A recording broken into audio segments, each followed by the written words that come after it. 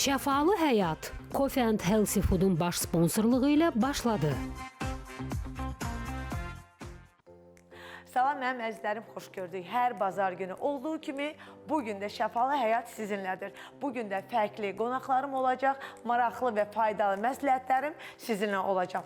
Odur ki, diqqətiniz məndə olsun, verilişimi izləyin və baxın ki, bugün burada nələr baş verəcək.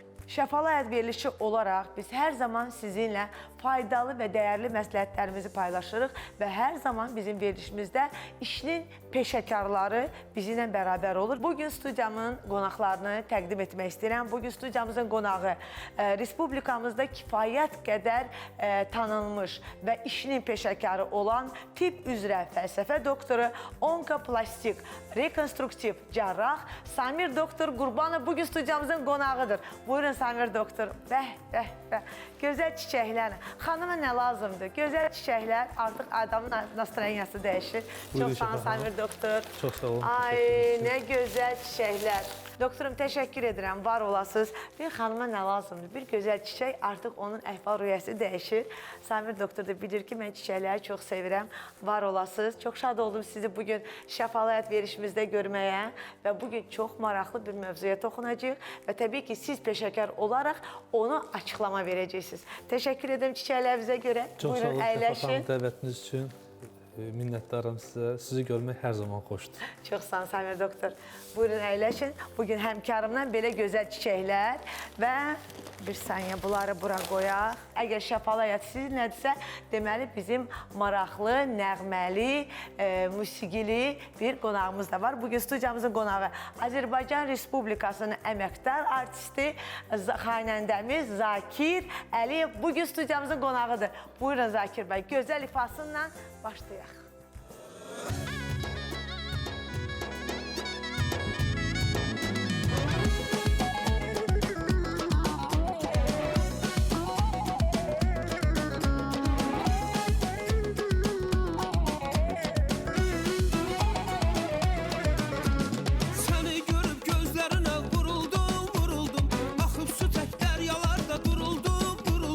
Dilim tutub söz demədim, yoruldum, vay vay, yeri yeri gələrəm dalınca.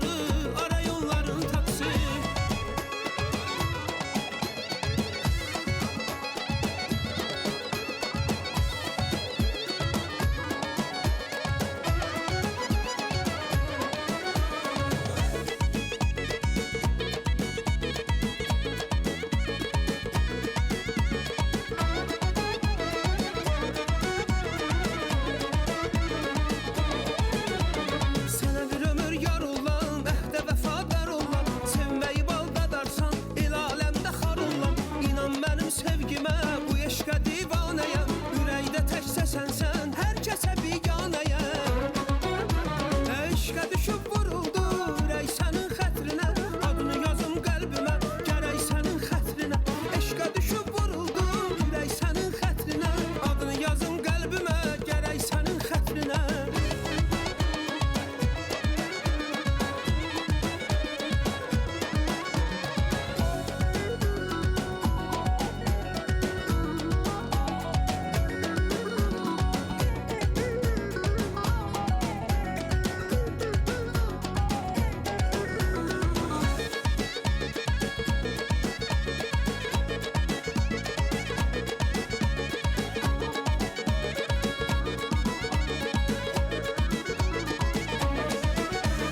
Səni özgə sevərmi? Sənə könül verərmi? Göz yaşını silərmi? Sən güləndə gülərmi? Bülbül nəğmələr qoşar, səmənsiz qala bilməz. Bəlkə də bülbül yaşar, o mənsiz qala bilməz. Bülbül nəğmələr qoşar, səmənsiz qala bilməz. Bəlkə də bülbül yaşar, o mənsiz qala bilməz. Yar qadanı alınmı? Sənə qurban olunmu? Yar qadan alınmı? Sənə qurban olunmu? Bülbül nəğmələr qoşar, səmənsiz qala bilməz. Bəlkə də bülbül yaşar, o mənsiz qala bilməz. Bülbül nəğmələr qoşar, səmənsiz qala bilməz. Bəlkə də bülbül yaşar, o mənsiz qala bilməz.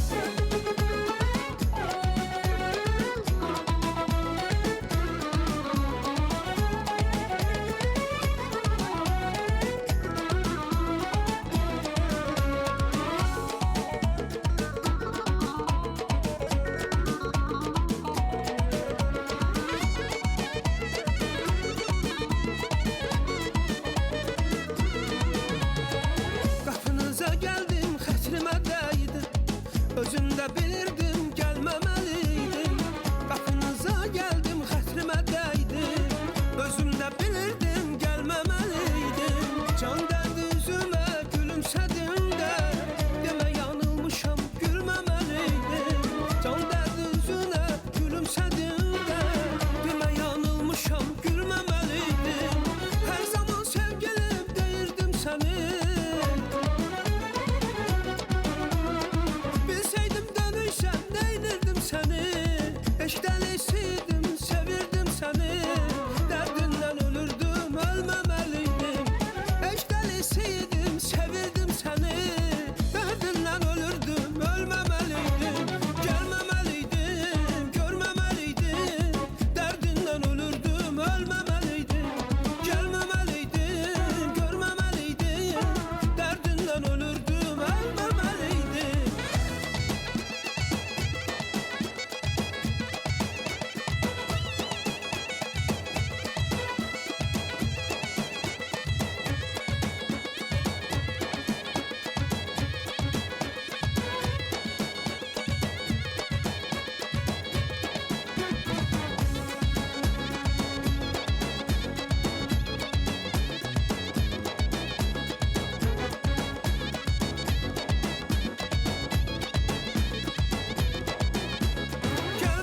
Gəlməməliydim, görməməliydim. Dərdindən ölürdüm, ölməməliydim. Gəlməməliydim, görməməliydim. Dərdindən ölürdüm, ölməməliydim. Gəlməməliydim, görməməliydim. Dərdindən ölürdüm, ölməməliydim. Gəlməməliydim, görməməliydim. Dərdindən ölürdüm, ölməməliydim. Bravo. Ay maşallah, Sağ olun, maşallah. sağ olun. Çox Təşəkkür şadam. edirəm Zakir bəy. O qədər belə bol enerjimiz var. Maşallah. Bu maşallah, elə siz ifa eləyəndə Sağ də olun, dedim. var olasınız. O enerjimizin o mənbəyini indi öyrənəcəyik. Hardan Görək Zakir bəyin bu enerjisi hardandır? Hardan gəlir? Hardan qaynaqlanır ki, maşallah, maşallah hər zaman formadadır. İllərdir mən Zakir bəyi görürəm. Hər zaman eyni formada, eyni üsulda, eyni geyim klassikada dəyişmir. Sağ olun, var olasınız Şəfa xanım. Mən də təşəkkür edirəm, çox şadam bugün gözəl günə görə. Sizə təşəkkür edirəm dəvətə görə və hörmətli bizim cərrahımızı da ürəkdən salamlayıram Sami Həkimi. Və çox xoşdur və bütün xalqımızı, millətimizi, dünyada yaşayan soydaşlarımızı salamlayıram. O taylı, bu taylı Azərbaycana salam olsun deyirəm. Günümüz xoş olsun və Amin. xoş olar bizə ki, insanlara onların xeyrinə bir tövsiyələr verə bilək. Bəli, xalqımızı həmişə, hər birinizi gümrah, sağlam görək. Allah xalqımızı, millətimizi, dövlətimizi qorusun. Çox sağ olun. Təşəkkür ederim. Əyləşin elə Ya Allah. müzakirə eləyək. Keçək mövzumuza. Mən istəyirəm əsas mövzumuza keçək. Bugün bizim dəyərli qonağımız Samir Doktor Qurbanov bugün studiyamızın qonağıdır. Hal-hazırda onkoloji xəstəliklər həddən artıq çox yayılıb. İstəyər cavan nəsil, istəyər yaşlı, istəyər uşaqlar, istəyər bəylər, istəyər xanımlar. Yəni bu qaçırılmazdır. Mütəmadi biz özümüz də bundan rastlaşırıq. Allah hamının evində əgər xəstəsi varsa Allah şəfasını versin. Əgər sağlamlıqsa deməli o sağlamlığımızı daimi qorumaq məcburundayıq. Bu bizim bir missiyamızdır. Hal-hazırda bu onkoloji xəstəliklərin əsas səbəblərini istəyirəm vurğulamaq elə bir mütəxəssis kimi. Yəni əsas risk faktorları nədir və bunun necəsə piylənməklə, kiloluqla əlaqəsi varmı? Çox sağ olun Şəfaq xanım. Çox maraqlı bir mövzudur. Əslində bu mövzu bütün dünyada bugün trenddir. Yəni təkcə bizim danışdığımız məsələ deyil. Çünki bilirsiniz, insanların yaşam müddəti artdıqca və insanların sosial rifahı yüksəldikcə onların sadəcə yaşamaq arzuları keyfiyyətli yaşamaq arzusu ilə əvəzlənib. Və bu keyfiyyətli yaşamaq sağlamlıq olmadan mümkün deyil. Bəli. Əvvəllər təsəvvür edəsək ki, Birinci Dünya müharibəsi, İkinci Dünya müharibəsi illəri, o müharibədən sonraki bərpa illərində insanların ancaq bir məqsədləri var idi, nəsli törətmək və müəyyən bir şəkildə öz informasiyasını digər nəslə ötürmək. Amma görürsünüz, bu günləri elmin və texnologiyanın çox sürətli inkişafı bizə çox müəyyən bir rifah gətirib. Məsələn, hamımızın evində artıq müəyyən elektrik təchizatlı elektrik bir evimiz var. İstər kondisioner olsun, istər televizor olsun, istər paltar yuyanı olsun, qab yuyanı olsun. Əvvəllər isə bunlar heç biri yox idi. Bəli. Və bu səpkidən gəlməkdə biz görürük ki, bizim sağlamlığımızda da bir çox şeylər dəyişib. Zamanında kök insanlara daha sağlam düşüncəsində baxırdılarsa, mən xatırlayıram, mənim qohumlarımdan birinin çox gözəl, qamətli bir bədən quruluşu var idi. Onun biz bir dəfə toya getmişdik başqa bir qohumuza. Orada hamı soruşurdu ki, bu gəlin xəstədirmi? Niyə? Çünki hamı kök idi. Baxın, Şəfaq xanım, deyirsiniz, doğru, haqlısınız. Biz digər daha keçmişə də baxsaq, baxıb görəbsən Mikelangelo'nun şəkillərinə baxsaq, qadınlar biraz çəkilidirlər və bədənin müəyyən hissələrində piqatı var. Amma o dövrdə orta yaşam yaşını, indiki orta yaşam yaşı arasında böyük fərq var. Bəli. Və bu piqatı bizə təbii ki, cavan yaşımızda, 25, 30, 35 yaşlarında bir problem yaratmır. O piqatı daha gec yaşlarda başımıza gələcək böyük fəlakətlərin əsasını qoyur. Məsələ də burasındadır ki, belə bir fikir formalaşmasın ki, hə, mən bu günləri bu yeməyi yedimsə, misal üçün də belə deyək, A qidasından istifadə elədimsə, məndə bu xəstəlik olmayacaq. Yox, o elə bir şey yoxdur. Bu sizin həyat tərziniz olmalıdır. Bu kompleks bir məsələdir. Biz indi piydən danışırıq. Piyə gətirib səbəblərdən də danışmaq lazımdır. Bəli. Az hərəkətlilikdən danışmaq lazımdır, qeyri-rasional qidadan danışmaq lazımdır, günün uyğun olmayan saatlarında yeməkdən danışmaq lazımdır. Gecə saat 3-də deyirlər ki, mən xəngəl yeyirəm, soyuducunu açıb küftə bozbaş yeyirəm. Təbii ki, o zaman insan hansı sağlıqdan danışılacaq? Hətta onu da vurğulamaq istəyirəm ki, mən özüm də tez-tez bu sosial şəbəkələrdə üzləşirəm ki, məsələn, şuuraltı hər şey yeyirsən, sizə təsir eləyəcək. Çörək də yeyirsiniz, şirniyyat da yeyirsiniz, amma arıqlayırsınız. Mən demirəm ki, bunları yemək və yeməmək. Mən sadəcə onu vurğulamaq istəyirəm bir mütəxəssis olaraq. Bu qidalar bizə zərər gətirirsə, söhbət bizim kilolu olmağımızdan getmir və kilo verməyimizdən getmir. Söhbət ondan gedir ki, elə Samir doktor da onu vurğulur ki, o qidalar bizə nə qədər zərərlidir. Hətta siz bir onkoloq olaraq onu da vurğulaya bilərik ki, ümumiyyətcə bu dövrdə biz elə biz bərabər əməkdaşlıq da edirik. Elə bir pasientlərə biz ümumiyyətcə sadə karbohidratlardan uzaq durmağa məsləhət görürük, şəkərdən uzaq durmağa məsləhət görürük, rafinə olunmuş undan məsləhət görürük uzaq durmaq, konserv olunmuş, emal olunmuş qidalardan uzaq durmağa məsləhət görürük. Məsələn, baxa bilərik, coğrafiyaya baxa bilərik. Bəli. Qida ilə asılı olan xərçənglər var. Ən çox mədə xərçəngi və qida borusu xərçəngi ən çox yayılmış yer Yaponiyadır və çox Sibir də yaşayan əhaliyə məxsusdur. Niyə? Çünki çiğ ət, çiğ balıq və hisə verilmiş balıqlardan istifadə edirlər.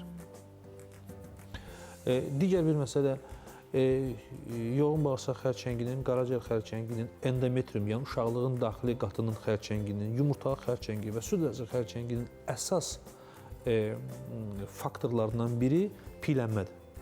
Baxın, bu qədər aqressiv şişlərdən, bu qədər aqressiv və kifayət qədər sosial yükü olan onkoloji xəstəliklərin əsasında duran piylənmədir.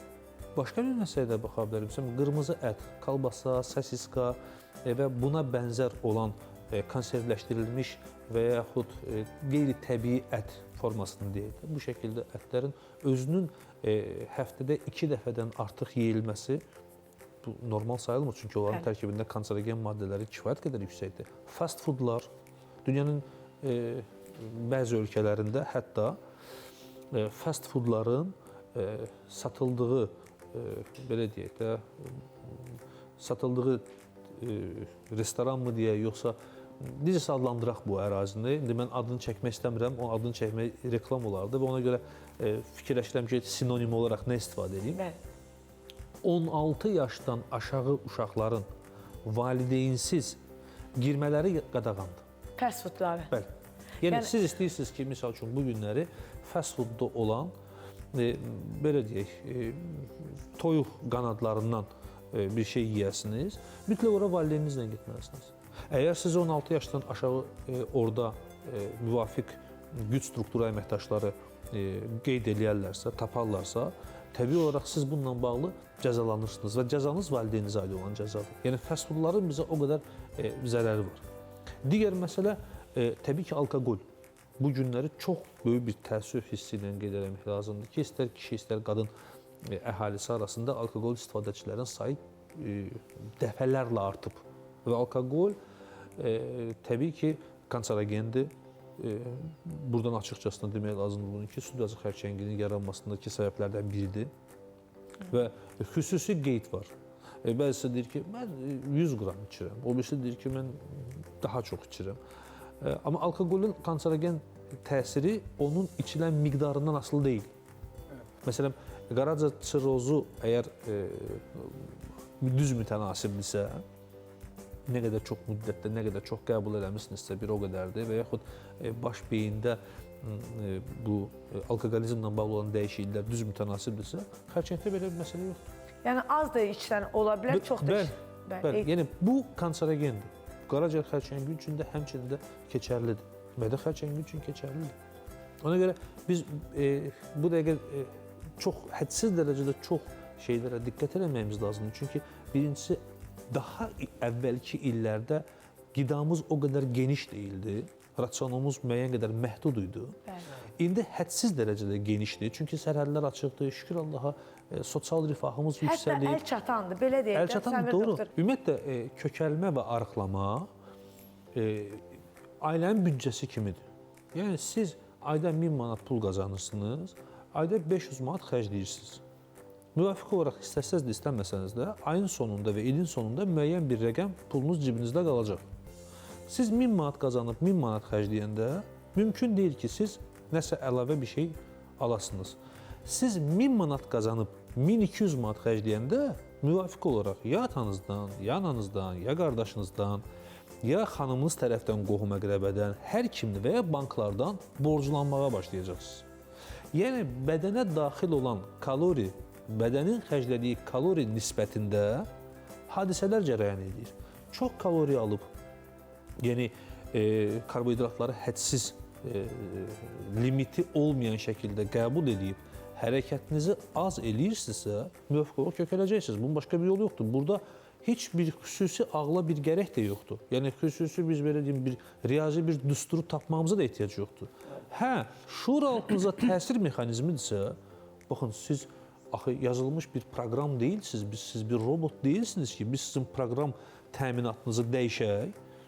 Siz hal-hazırda Google Maps kimi işləyirdiniz, indi Waze kimi işləyəcəksiniz. Bir anlayış yoxdur. Xüsusən onu vurğulamaq istəyirəm ki, Şəvə xanım, baxın, sürətli arıqlama bir faciədir. Bugün belə bir trend var. Mənim də hərdən, mən düzdür, sosial şəbəkələrdən çox az istifadə edən bir adamam. Hətta bayaqları bir xəbər var idi, o xəbərlə bağlı, o xəbəri ən gec mənim öyrəndiyimi biləndə həm söhbətlər olan adamlarımız da biraz təəccübləndilər ki, nə cür? Deyirəm, mən sosial şəbəkələrdən çox az istifadə edirəm. Baxın, mən belə hələ nə qədər az istifadəçi olsam da, görürəm ki, bir aya 15 kilo, nə bilim 2 aya 30 kilo, bəzisi tərəzini qoyub ora ki, 3 aya biz 35 kilo da maraqlatmışıq. Amma bu bədən üçün nə boyda bir stresdir? Bu bir faciədir. Yaxşı, biz bunu tərəzidə çəkdik yanvar ayının birində və aprel ayının birində 125 kiloydu, gəldi 90 kiloya düşdü. 3 aydan sonra biz bu adamı çəkib qoyuruqmu?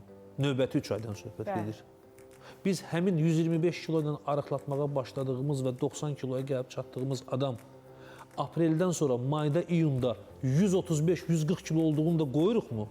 Yəni, biz bunu da deməliyik. Nə qədər sürətli arıqlama varsa, bir o qədər də həmin arıqlamanın geri qayıdışı var. Çünki bu sağlam arıqlama deyil. Axı biz bədəni nə qədər böyük bir stresə salırıq. İlk olaraq onu anlamaq lazımdır ki, arıqlamanı beyin ölüm kimi qəbul edir. Yəni, bədənimiz kiçildiyinə görə beynimiz buna müqavimət göstərir. Deyirlər, məsəl üçün, mən 90 kiloydum, gəlib 86 kilo, 85 kilo olmuşam, amma indi bundan sonra getmir.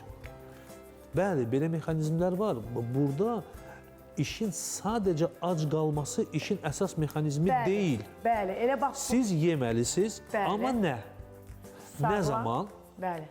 Hansı intervallarla və yeməkdən də əlavə siz nə etməlisiniz? Əgər sizin həyatınız bütün gün stresin içində kortizolunuz yüksəkdirsə, hansı kilo verməkdən burada söhbət ola bilər? Mümkün deyil. Əgər siz idman eləmirsinizsə, əgər siz yuxunuzu gecə saat 2-3-ə qədər sosial şəbəkələrə baxaraq və ya televizora baxaraq yatmırsınızsa, sizin xoşbəxtlik hormonunuz istehsal olunmursa, biz nə haqda danışırıq? Daha sonra da bu xoşbəxtlik hormonunun istehsal olunmursa, stresor faktorlar istehsal olunursa, ürək-damar xəstəliklərini, endokrin xəstəlikləri, onkoloji xəstəliklərə yol açırsa və biz başlayırıq ki, biz nəyə səhv eləmişik? Baxın, biz nəyi düz elədik ki? Bax elə, Səmir doktor çox gözəl vurğuladı ki, xoşbəxtlik hormonlarımızın sintez olunması üçün nə etməliyik və əgər çəkimizdə dirənclik varsa, o zaman nə etməliyik? Hal-hazırda bizim Şəfalı Cateringdə oruçluq ayı boyunca bütün oruç tutan, bütün Azərbaycan xalqıma buradan Allah orucunuzu qəbul etsin, Allah dualarımızı qəbul etsin və oruçluğun əsas səbəbləri təbii ki, biz Allahımızla bərabər olmalıyıq, dualarımızı etməliyik və bədənimizi təmizləyib nəfsimizə yox deməyə bacarmalıyıq. Bununla bağlı hal-hazırda Şəfalı Cateringimizdə böyük bir endirim aksiyasına start verdik və istəyirəm ki, hər bir kəs bu oruçluq ayında oruç tutan insanlar bizim Şəfalı Cateringimizin bu endirim aksiyasını dəyərləndirsin. Cəmi 275 manata 2 həftəlik, yəni 14 günlük yeməyimiz sizin evinizə gəlir. İftarınız, imsakınız, doyunca sağlıqlı qidalanırsınız, özünüzü çox gözəl, rahat hiss edirsiniz, kilolardan azad olursunuz və o dediyimiz kimi xoşbəxtlik hormonlarınızın sintezi artır və təbii ki, Allahınızla bərabər olaraq dualarınızı edirsiniz. Və nəzərinizə çatdırım ki, Şəfalı Cateringlə bərabər bizim Şəfalı Həyat Coffee and Healthy Foodumuzda ay boyunca bizim şəfalı, sağlıqlı, dadlı, organik, keyfiyyətli, dadına söz ola bilməz, keyfiyyətinə söz ola bilməz. Gəlirsiniz, yeyirsiniz, özünüzdə rahat hiss edirsiniz. Bizim iftar süfrələrimiz də mövcud olacaq. Qiyməti isə cəmi 19 manata. 19 manata birinci yemək, duru yeməyimiz, sulu yeməyimiz, isti yeməyimiz, salatlarımız, şirniyyatlarımız, onu da nəzərinizə çatdırım ki, glutensiz, şəkərsiz, keyfiyyətli, şəfalı kekdən olan bizim şirniyyatlarımız da mövcud olacaq. Odur ki, hər birimizi gözləyirik. Allah orucunuzu qəbul etsin. Ramazan ayında siz də öz sağlığınızı şəfalı həyatla elə əldə edə bilərsiniz. Qısa reklamlara keçirik və reklamlardan sonra Samir doktorun və Zakir bəyin söhbətini müzakirə edəcəyik.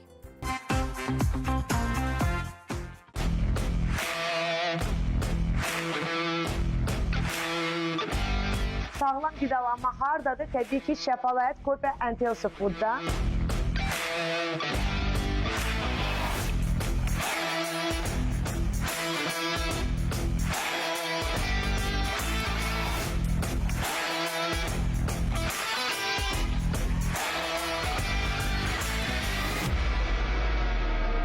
Hər ay burada gözəl xanımlarla bərabər həm seminarlar keçiririk, həm maarifləndirici məlumatlar veririk və təbii ki, sağlam qidalanırıq.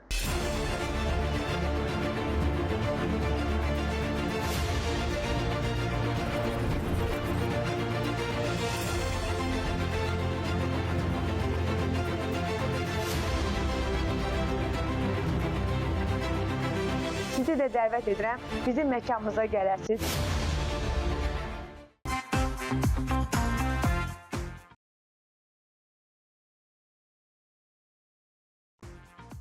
Şəfalı Həyat Coffee and Healthy Food'un baş sponsorluğu ilə davam edir.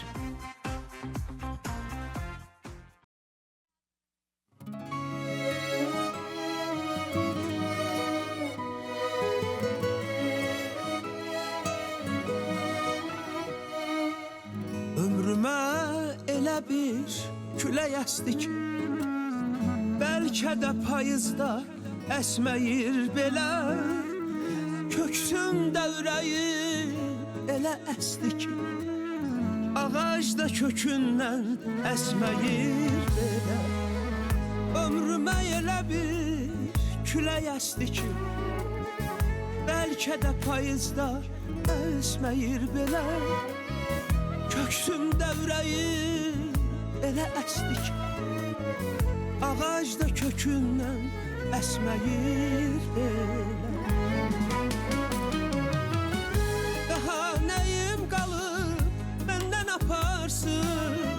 Bircə tək xatirə dəftərim qalır, bütün vərəqləri çəkib qoparsın. İçimdə yazılar çoxdan qocalır. Daha nəyim qalır, məndən aparsın. Bircə tək xatirə dəftərim qalır, bütün vərəqləri çəkib qoparsın.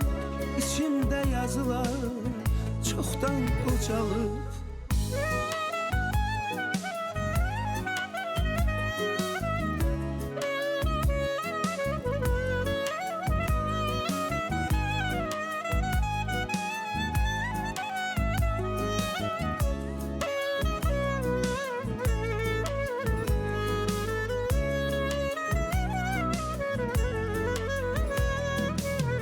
Mən artıq qorxmuram əsən küləkdən, dumandan, buluddan, yağan yağışdan.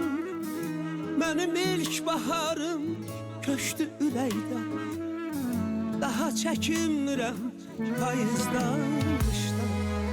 Mən artıq qorxmuram əsən küləkdən, dumandan, buluddan, yağan yağışdan. Mənim ilk baharım köçdü ürəkdən, daha çəkinmirəm payızdan, qışdan. Daha nəyim qalıb, məndən aparsın. Bircə tək xatirə dəftərim qalır, bütün vərəqləri çəkib qoparsın. İçimdə yazılar çoxdan qocalıb. Daha nəyim qalıb, məndən aparsın. Bircə tək xatirə dəftərim qalıb,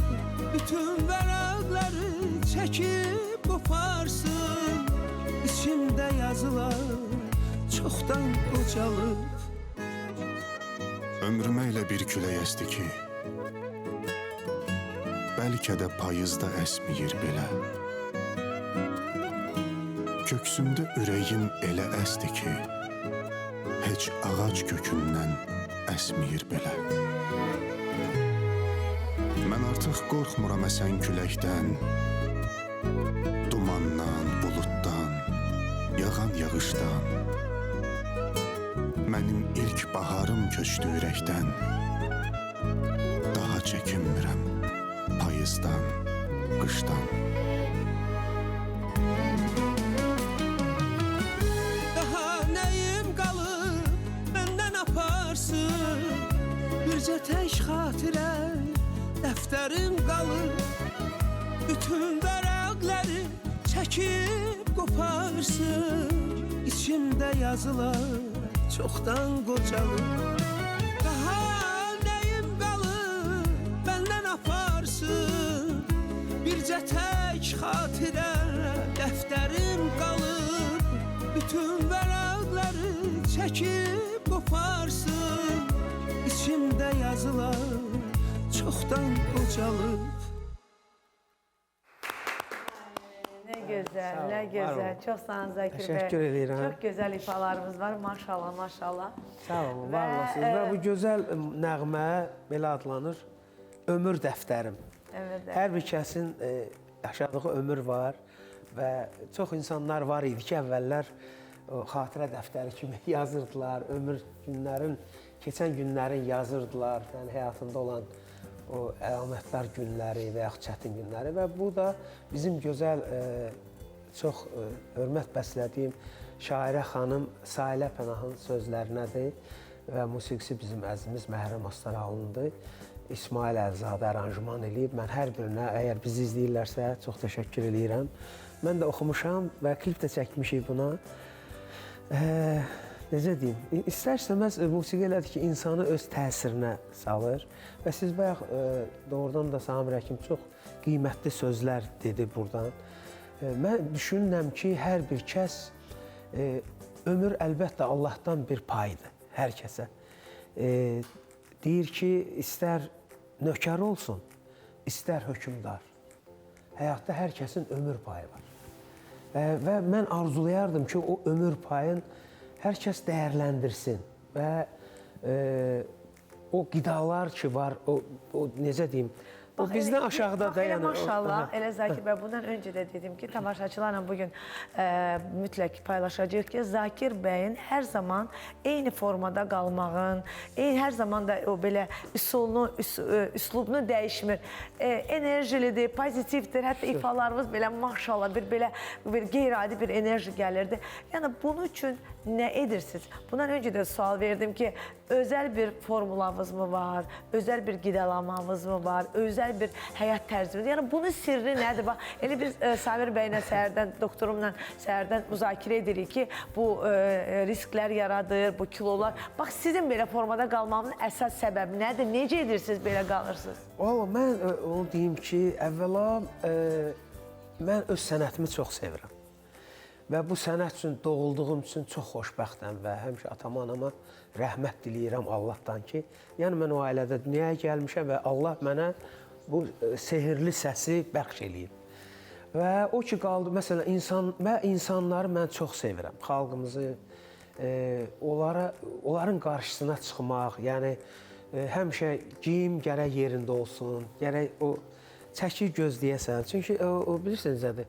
Və ən əsası odur ki, insan öz sağlamlığıyla, o enerji deyirsiniz, o sağlam bədəndə deyir, sağlam ruh olur. Həqiqətən də sən, hər şeyin qədəri var həyatda. O qədəri keçəndə, gözəl bir şairin sözü ilə deyəcəm, doğrudan deyir ki, deyir, ruzun həlalidən qazanılsa hesabı var, yığdıqların həramidən olsa əzabı var. Boğ nəfsini, götürmü o şey ki, sənin deyil. Bir özgənin malın yeməyin istirabı var. Axırda deyir ki, bəsdir uzatma mətləbi mahir çox olmasın.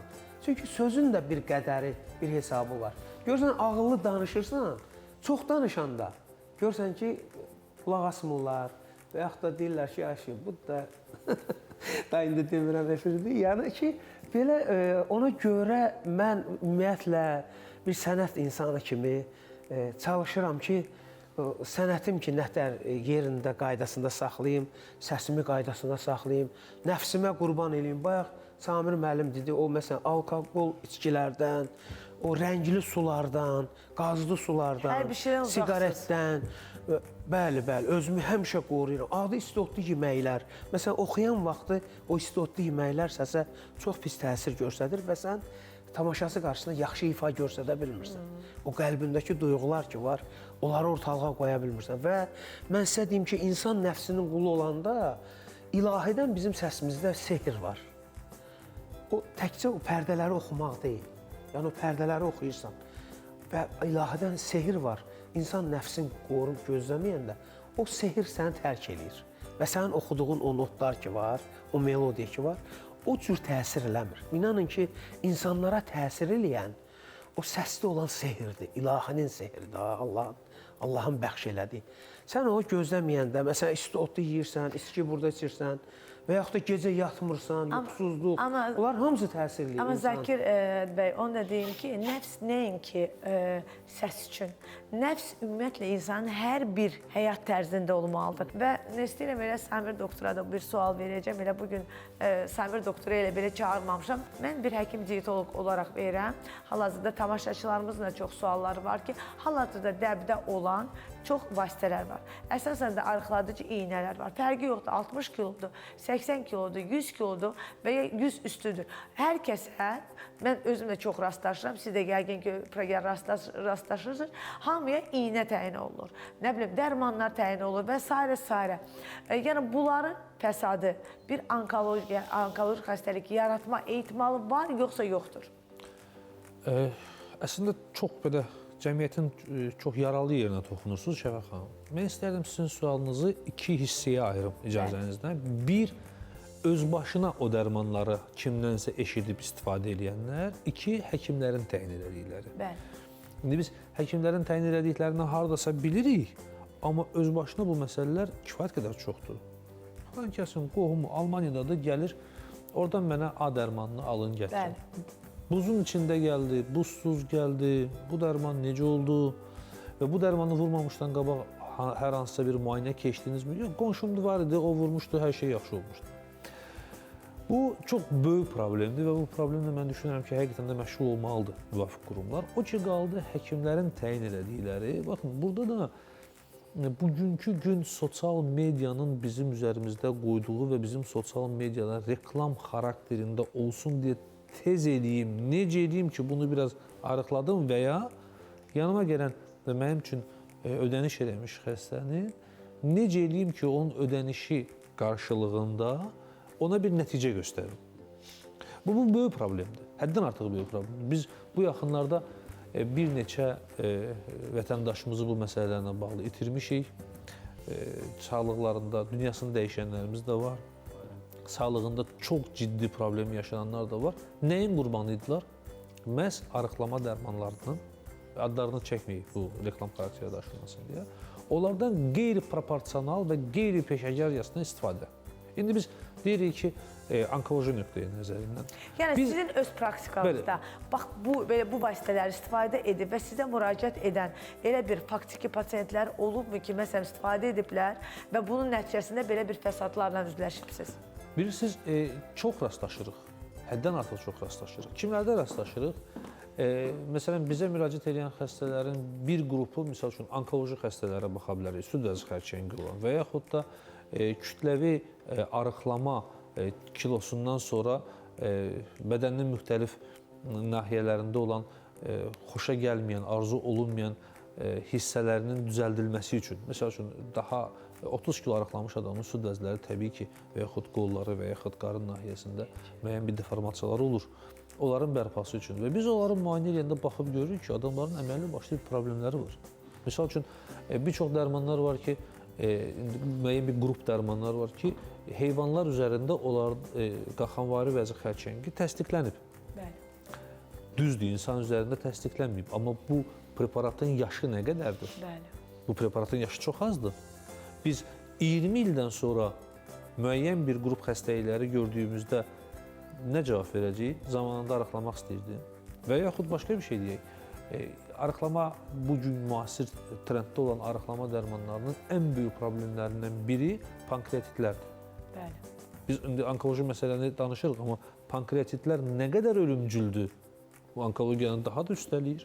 Yəni, kəskin pankreatitlər və oradan şikəst qalma ehtimalımız nə qədərdir? Ürək-damar xəstəlikləri nə qədərdir? İndi başqa bir məsələ var da, biz hansı xəstəmizi bu dərmanları təyin edəndə o xəstədə ailəsində qaxanvari və xərçəngi olub-olmadığını soruşuruq və yaxud müayinə aparmışıqmı? Ona görə bu məsələlərin icrası çox ciddi, detallı təhlillər istəyir. Hansısa bir xüsusi qrup xəstədə bu effektiv ola bilər. Təbii ki, istənilən bir preparat mütləq ki, hardasa uyğun bir yerdə effektivdir. Amma bu demək deyil ki, bu kütləvi şəkildə effektivdir.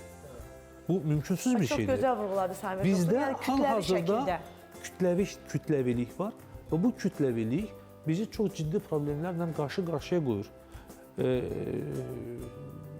Bu kütləviliyin nəticəsində biz dərmanın kontrolsüz istifadəsini görürük. Əslində isə ata-babalarımıza baxsaq, onların heç bu qədər çəkiləri olmayıb. Onların sadəcə və sadəcə həyatları daha dinamik olub. Onu da vurğulamaq istəyirəm ki, mənim mütəmadi Instagram səhifəmə də yazırsınız, hətta suallarınızı da yaza bilərsiniz, davam edə bilərsiniz. Yazırsınız ki, Şafa xanım, sizin fərqiniz və özəlliyiniz nədir? Bəli, mən onu istəyirəm elə bugün efirimiz vasitəsilə sizə vurğuluyorum. Mənim bir həkim diyetolog olaraq özünüz bilirsiniz ki, 25 ildən çoxdur bir təcrübəm var. Mən klinisist həkim kimi illərdir çalışmışam və artıq 15 ildir həkim diyetolog kimi çalışıram. Və mənim belə deyək də uğurumun və əsas nəticələrimin bir səbəbi odur ki, birinci növbədə o insanları sevgi. Mən insanları sevərək və hər kəsə fərdi və özəl yanaşıram. Bu birinci məqamdır və ikinci məqam odur ki, artıq illərdir, o deyir, bugün bir pasiyentim var idi, deyir, gecələr yatmırdın, o gözlərimizin nurunu itirərək, o metodikalarımızı, kitabları oxuyaraq, yazaraq, o öz metodikamı yaratmışam və o metodikam məhz bu uğuru bizə əldə etməyə kömək edir. Mənim metodikamın özəlliyi və üstünlüyü odur ki, mən heç bir arıqladıcı vasitə istifadə etmirəm. Bunu bütün pasiyentlərim və bütün ətrafda olanlar bilir. Mən heç bir arıqladıcı iynələrdən istifadə etmərək, bütün təhlillərə baxaraq, bütün müayinələrdən keçirərək, özəl şəkildə onlara təyinat verir. Hətta onu vurğulamaq istəyirəm ki, bəzi insanlar var ki, kilolardan illərdir azad ola bilmirlər və onun təhlillərinə baxırıq ki, cəmi orada bir dənə göstəricidə fərq var. O da nə? Dəmir. Onu da vurğulamaq istəyirəm ki, adicə bir dəmirin qanda normaya düşməsinə, depolanmasına heç olmasa 3 ay vaxt lazımdır. Yaxşı, bu 3 ay ərzində bu depolanma dövründə bu insan necə kilolardan azad ola bilər? Və sairə digər problemlər ola bilər. Necə ki, vurğuladıq ki, əgər yuxu normal deyilsə, deməli, kortizolun sintezi artır. Bu zaman nə baş verir? Kortizol yüksəkdirsə, burada ürək damar xəstəliklə, onkoloji xəstəliklə və sairə xəstəliklərlə bərabər insan kilolardan azad ola bilmir və deyir ki, nədir? Məndə dirəncdir, çəkim getmir və onda nə edir? Tamamilə heç nə yemir və o zaman nə baş verir? İnsanın bədənində olan, bizim orqanlarımızda olan zülallar bizim orqanizmamıza başlayır xaric edir. Yəni buna deyərdi ki, bədən özünü yeməyə başlayır və bunun sonunda da istər xərçəng xəstəliklər, istər digər xəstəliklər, istər immun sisteminin zəifləməsi, hər şey birinci növbədə immun sistemindən başlayır və immunitet düşürsə və bununla da digər xəstəliklər yaranır. Odur ki, düşündüm ki, az da olsa sizin bugünkü sualınıza kifayət qədər cavablandıra bildik. Samir doktor, sizə dərin təşəkkürümü bildirmək istəyirəm. Bu qədər yoğun qrafika baxmayaraq siz o dəyərli vaxtınızı sərf elədiniz və bugün gəldiniz, bizimlə bərabər oldunuz və düşünürəm ki, hal-hazırda bizi izləyən minlərlə, yüzlərlə bizə baxan izləyicilər o sizin bugünkü faydalı söhbətlərinizi, o belə deyək də peşəkarın dilindən eşitmək, bu artıq başqa bir məqamdır.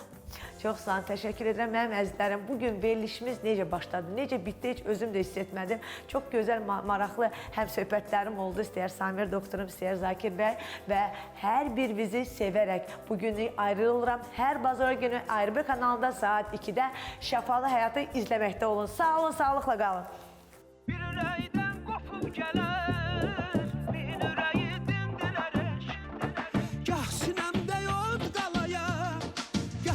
ateşi söndürer eşk.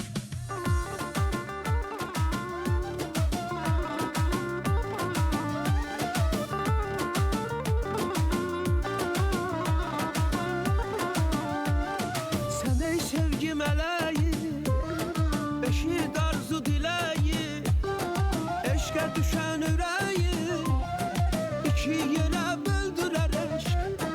Sen ey sevgi meleği, eşit arzu dileği, eşke düşen yüreği iki yere böldürer eşk. Bir yüreğden kopup gelen min yüreği dindirer eşk. Gah sinemde od qalaya, gah ateşi söndürer eşk.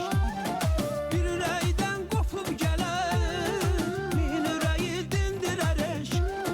Gah sinemde od qalaya, gah ateşi söndürer eşk.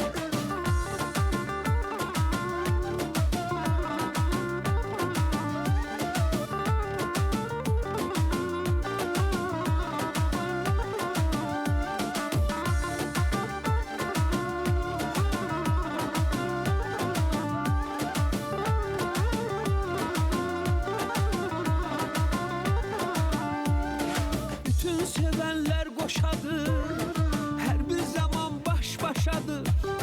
Herkese bir his yaşadır, gah ağladar güldürer eşk. Bütün sevenler koşadır, her bir zaman baş başadır. Herkese bir his yaşadır, ağladar güldürer eşk. Bir yüreğden kopup gelen min yüreği dindirer eşk. Gah sinemde od qalaya, gah ateşi söndürer eşk. Bir yüreğden kopup gelen min yüreği dindirer eşk.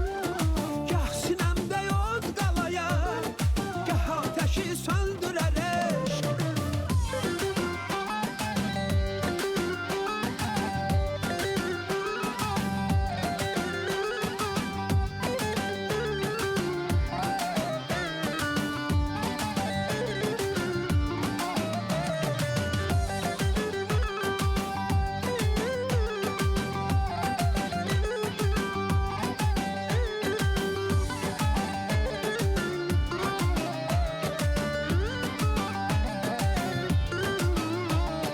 Bir yüreğden kopup gelen min yüreği dindirer eşk.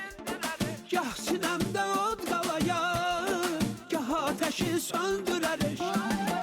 Bir yüreğden kopup gelen min yüreği dindirer eşk. Gah sinemde od qalaya, gah ateşi söndürer eşk. Şəfalı Həyat Coffee and Healthy Food'un baş sponsorluğu ilə bitdi.